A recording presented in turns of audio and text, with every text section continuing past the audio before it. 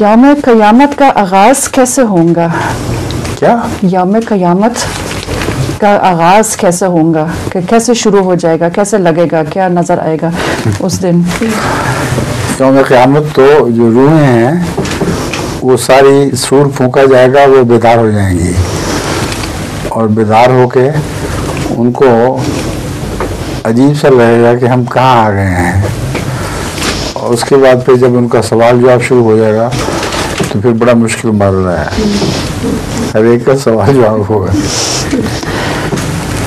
और ये 1 मिनट में नहीं हो सकता। ये अरबों अरब इंसान होंगे जो मर के जिनका हिसाब किताब होना है। ये ज़माना उसका बड़ा फैला हुआ लगता है। इन लोगों को वहम है कि सब एक ही जगह एक मैदान में इकट्ठे हो गए हैं और वहाँ सवाल जवाब हो रहा है।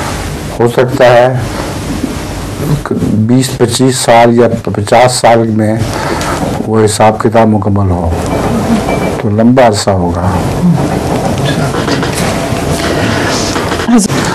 मैं क्या भूल न जाऊँ, सुना निहारी ही बनाई है आपने आज? जी हाँ जी, आपने बनाई है जी।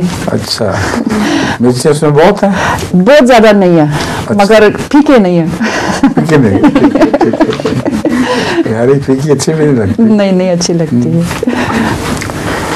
किस खुशी में बनाई है निहारी आपने? वैसे मेरा दिल कर रहा था। क्लास के लिए?